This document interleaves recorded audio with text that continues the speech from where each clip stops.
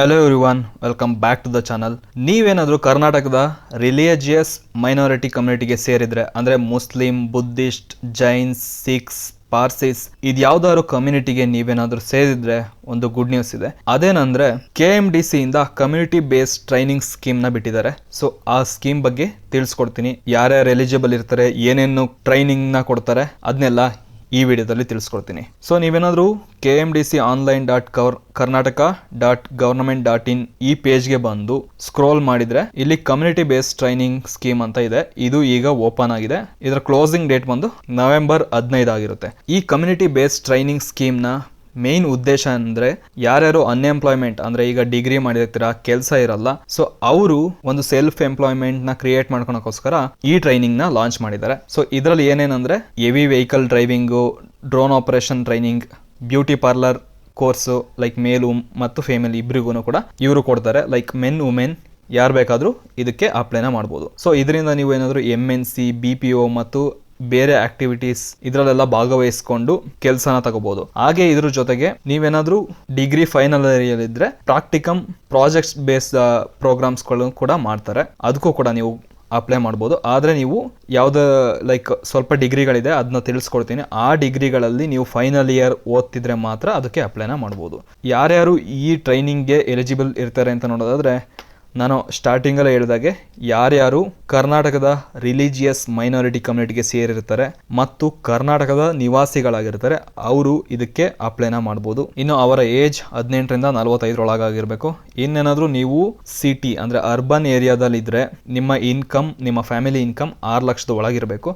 ಹಾಗೆ ನೀವೇನಾದ್ರೂ ಹಳ್ಳಿ ಪ್ರದೇಶದವರಾಗಿದ್ರೆ ನಿಮ್ಮ ಫ್ಯಾಮಿಲಿ ಇನ್ಕಮ್ 96,000 ಒಳಗಿರಬೇಕು. ಆಗಿದ್ರೆ ನೀವು ಇದಕ್ಕೆ ಎಲಿಜಿಬಲ್ ಇರ್ತೀರಾ. ಇನ್ನು ನೀವೇನಾದ್ರೂ ಈ ಟ್ರೈನಿಂಗ್ಗೆ ಸೆಲೆಕ್ಟ್ ಆದ್ರೆ ಈ ಟ್ರೈನಿಂಗ್ ನ ನೀವು ಕಂಪಲ್ಸರಿ ಕಂಪ್ಲೀಟ್ ಮಾಡಲೇಬೇಕಿರುತ್ತೆ. ಹಾಗೆ ಮಿನಿಮಮ್ ಕ್ವಾಲಿಫಿಕೇಶನ್ ನೋಡೋದಾದ್ರೆ ಮಿನಿಮಮ್ 10th ಪಾಸ್ ಆಗಿರಬೇಕು. ಆಗಿದ್ರೆ ನೀವು ಅಪ್ಲೈನ ಮಾಡಬಹುದು. ಇನ್ನು ನೀವು ಈ ಕೋರ್ಸ್ ಅಪ್ಲೈ ಮಾಡಬೇಕು ಅಂದ್ರೆ ಪ್ರೀವಿಯಸ್ಲಿ ಯಾವುದೇ ತರಹದ ಸ್ಟೇಟ್ ಅಥವಾ ಸೆಂಟ್ರಲ್ ಗವರ್ನಮೆಂಟ್ ಈ ತರ ಟ್ರೈನಿಂಗ್ ಸ್ಕೀಮ್ಸ್ ಗಳಲ್ಲಿ ಇರಬಾರದು. ಆಗಿದ್ರೆ ಮಾತ್ರ ಇದಕ್ಕೆ ಅಪ್ಲೈನ ಮಾಡಬಹುದು. ಇನ್ನೇನಾದ್ರೂ ನೀವು ಪ್ರಾಕ್ಟಿಕಮ್ ಈ ಕೋರ್ಸ್ಗಳಿಗೇನಾದ್ರೂ ಪ್ರಾಕ್ಟಿಕಮ್ ಪ್ರೋಗ್ರಾಮ್ಗಳಿಗೇನಾದ್ರೂ ನೀವು ಅಪ್ಲಿಕೇಶನ್ ಹಾಕಬೇಕು ಅಂತ ಇದ್ರೆ ನೀವು BE ಅಥವಾ BTech, CS, IT, EC, EEE ಮತ್ತು MCA, MSc ಕಂಪ್ಯೂಟರ್ ಸೈನ್ಸ್ ಏನಾದ್ರು ಮಾಡ್ತಿದ್ದು ನೀವು ಫೈನಲ್ ಇಯರ್ ಸ್ಟೂಡೆಂಟ್ ಆಗಿದ್ರೆ ಇದಕ್ಕೆ ಅಪ್ಲೈನ ಮಾಡ್ಬೋದು. ನೀವೇನಾದ್ರೂ ಪ್ರಾಕ್ಟಿಕಮ್ ಈ ಪ್ರೋಗ್ರಾಮ್ ಅಲ್ಲಿ ಸೆಲೆಕ್ಟ್ ಆದ್ರೆ ನೀವು ಮಿನಿಮಮ್ 400+ ಅವರ್ ರೆಸಿಡೆನ್ಷಿಯಲ್ ಟ್ರೈನಿಂಗ್ ಬ್ಯಾಂಗ್ಳೂರಲ್ಲಿ ಮಾಡ್ತಾರೆ, ಅದನ್ನ ಅಟೆಂಡ್ ಮಾಡಲೇಬೇಕಿರುತ್ತೆ. ಇನ್ನು ಏನೇನು ಡಾಕ್ಯುಮೆಂಟ್ಸ್ಗಳು ಬೇಕು ಅಂದ್ರೆ ನಿಮ್ಮ ಆಧಾರ್ ಕಾರ್ಡ್, ಅಂದ್ರೆ ನೀವು ಕರ್ನಾಟಕದ ನಿವಾಸಿ ಅಲ್ವೋ ಅಂತ ತಿಳ್ಕೊಳಕ್ಕೆ ಆಧಾರ್ ಕಾರ್ಡ್ ಕಾಪಿನ ಅಪ್ಲೋಡ್ ಮಾಡಬೇಕು. ಇನ್ನು ಬ್ಯಾಂಕ್ ಪಾಸ್ಬುಕ್ನ ಅಪ್ಲೋಡ್ ಮಾಡಬೇಕಿರುತ್ತೆ. ಇನ್ನೇನಾದರೂ ನಿಮ್ಮದು ಯಾವ ಡಿಗ್ರಿ ಆಗಿದೆ ಅದ್ರ ಜೊತೆಗೆ SLC, PUC ಮಾರ್ಕ್ಸ್ ಕಾರ್ಡ್ಗಳನ್ನ ಅಪ್ಲೋಡ್ ಮಾಡಬೇಕು.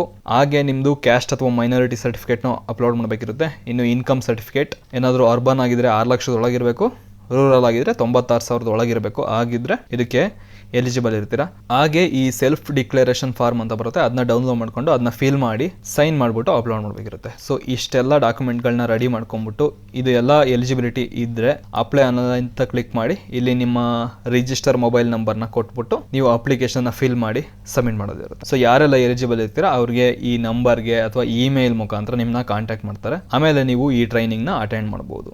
ಸೊ ಇದು ಒಳ್ಳೆ ಸ್ಕೀಮ್ ಅಂತಾನೆ ಹೇಳ್ಬೋದು. ಯಾಕೆಂದ್ರೆ ತುಂಬಾ ಜನ ಓದ್ಬಿಟ್ಟು ಮನೇಲೆ ಕೂತಿರ್ತೀರಾ. ಸೊ ಅಂತವ್ರಿಗೆ ಇದು ಒಳ್ಳೆ ಆಪರ್ಚುನಿಟಿ ಅಂತ ಹೇಳ್ಬೋದು. ಸೊ ಇಂಟ್ರೆಸ್ಟ್ ಇದ್ರೆ ಅಪ್ಲಿಕೇಶನ್ ಹಾಕಿ. All the best. Thank you.